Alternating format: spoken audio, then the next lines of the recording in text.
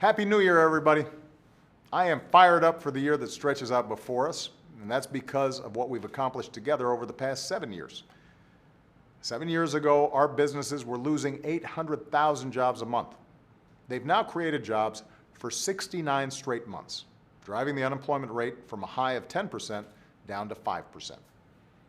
7 years ago, too many Americans went without health insurance.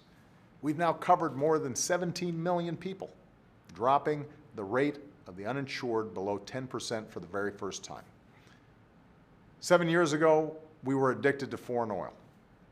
Now our oil imports have plummeted. Our clean energy industry is booming, and America is a global leader in the fight against climate change. 7 years ago, there were only 2 states in America with marriage equality, and now there are 50. All of this progress is because of you, and we've got so much more to do. So my New Year's resolution is to move forward on our unfinished business as much as I can. And I'll be more frequently asking for your help. That's what this American project is all about. That's especially true for one piece of unfinished business, our epidemic of gun violence. Last month, we remembered the 3rd anniversary of Newtown. This Friday, I'll be thinking about my friend Gabby Giffords, 5 years into her recovery from the shooting in Tucson.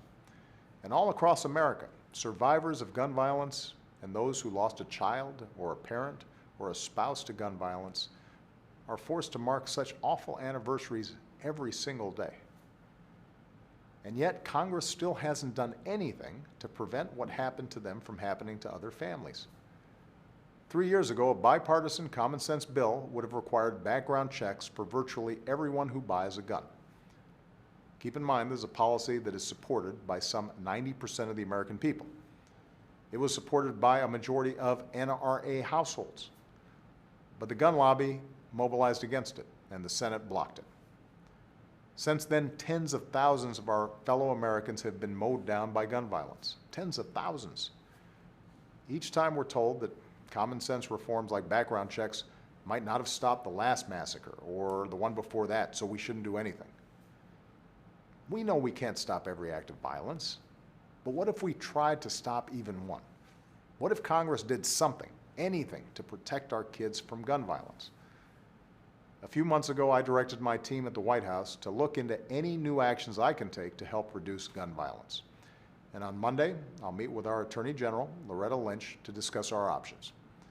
Because I get too many letters from parents and teachers and kids to sit around and do nothing.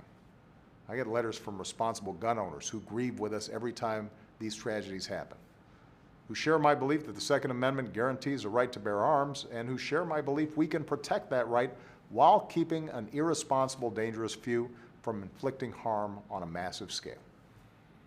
So I know there are a bunch of us who care about this. If you are one of them, I need your help.